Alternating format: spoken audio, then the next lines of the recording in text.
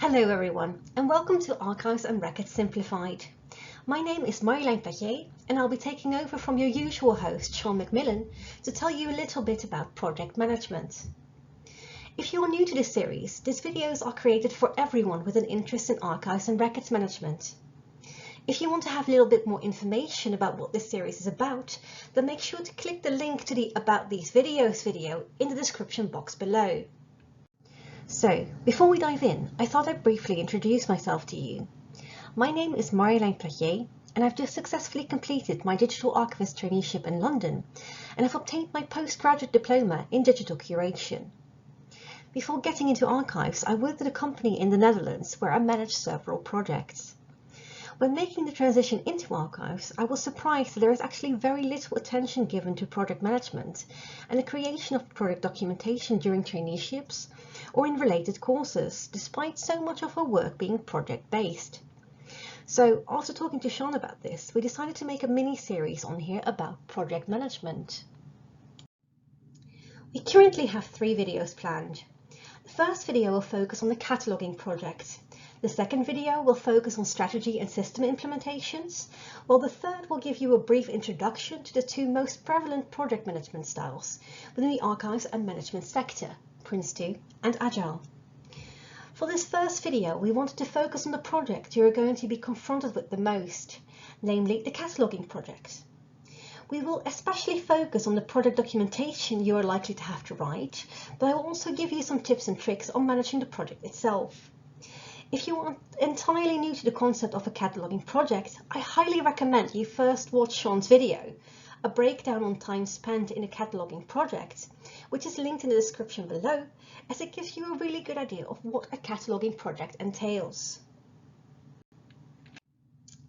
So, let's get started. Before you start on a cataloguing project, you may be asked to write a project plan. I was actually asked to do this for my very first archive I'd ever worked on during my traineeship, so I was really thankful for having some experience in project management, otherwise I probably wouldn't have had a clue of what the hell I was doing. A cataloguing plan will contain quite a lot of information, but I just want to highlight the most important elements here, which are scope, what will the project entail, budget, time, how much time do you think you will need to complete the project, and risk analysis. Are there any risks to completing your project? Now, when you are asked to write this plan, you will first want to ask a lot of questions and review the actual material before starting on the project plan. Because I myself did not quite know what questions to ask when I started, I've compiled a list of the questions that I think might be helpful to you. Scope. The first thing you want to find out is what kind of project you will be working on. Is it a hybrid archive that has a lot of physical and digital material? Or is it a traditional archive that is only comprised of paper material? And if it has digital material, will this be included in this project, or will a separate project proposal be created for that material? Will the project involve any outreach activities like blogs, talks, exhibitions? Whether or not you can do any outreach activities will heavily depend on the donor agreement, as copyright restrictions may apply, so make sure to ask about this as well. In other words, for the scope, you really want to get a good sense of what the project will entail. Budget, time. Is there a time frame within which the project has to be completed, or are you free to determine that based on the material? How detailed does the description of the items have to be? Do you have to describe each item individually, or do you have to give a very high over description? Is there a difference in the way you describe physical and digital items? Is there already a box list? A box list is a list of the contents of the archives that was created by an archivist before it was transferred to the archival institution. If the box list is detailed, this should give you something to build upon and an idea on how to arrange the catalogue. Do you maybe want to create separate sections for example, correspondence, diaries, and photographs? Or do you want to arrange the archives based around an author's publications if you are working on a literary archive? Creating a rough arrangement will help you to assess how long you will need for each part of the catalogue. Another good question to ask, which may be less obvious, is if you have to remove staples.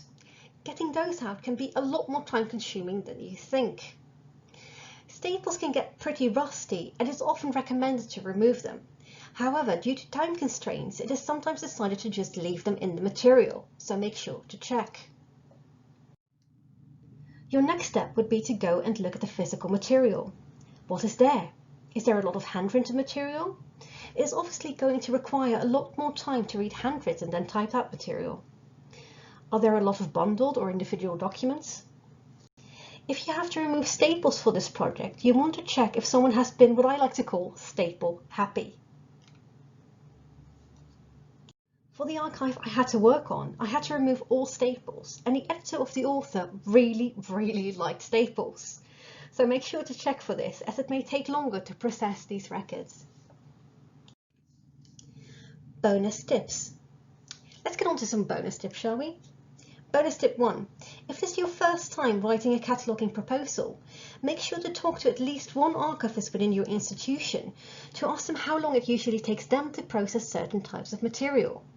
Make sure to add some extra time depending on your own work pace, as it will likely take you a little longer to complete tasks as it is your first time. Bonus tip number 2.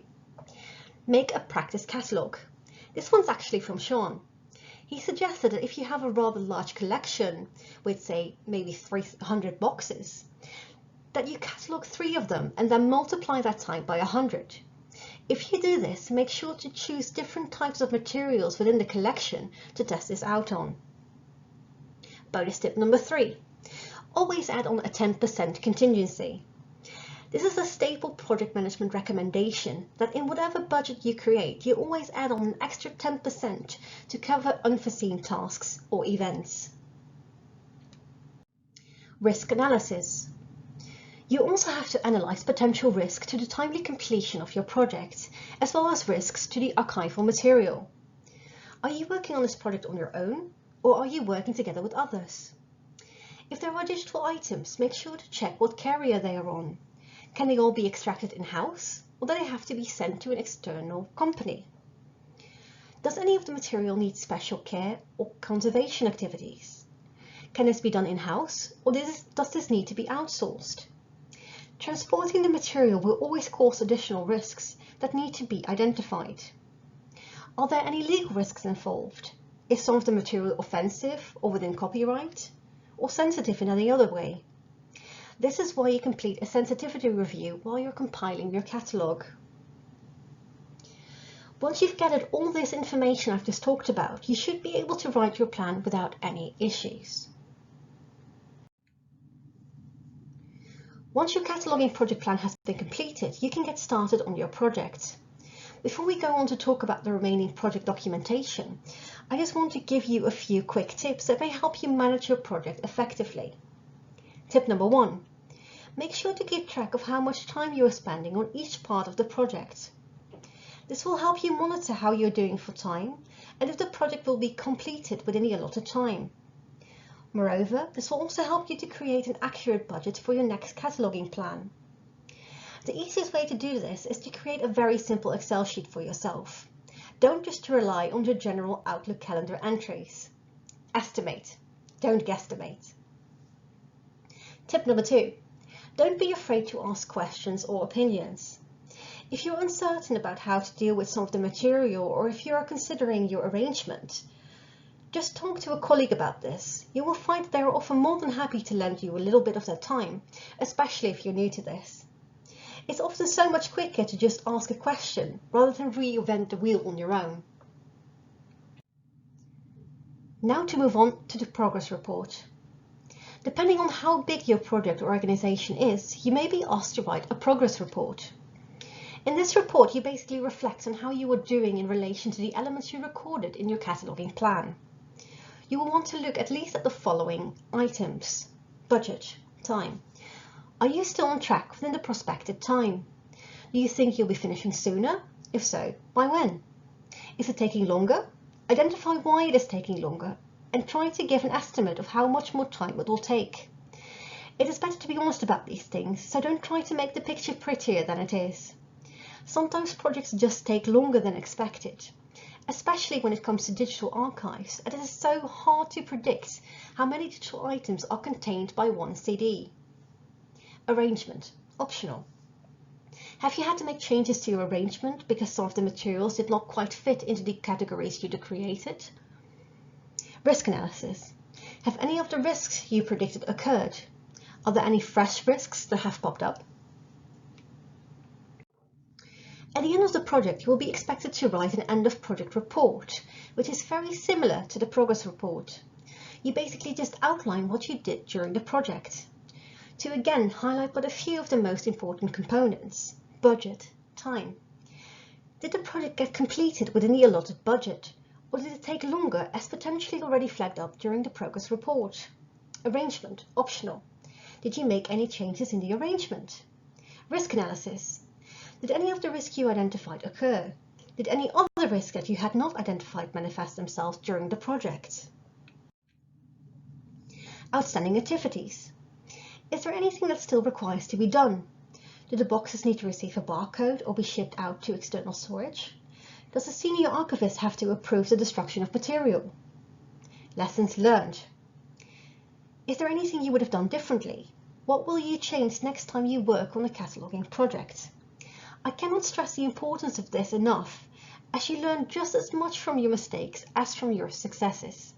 So make sure to do this one. So that's it for today's video. I hope you have a clear idea on how to manage a cataloging project. If you have any questions, feel free to leave them in the comments below. Also, if you feel this videos are useful to you, do make sure to like them and subscribe. I will hopefully see you in the next video on project management. Bye now!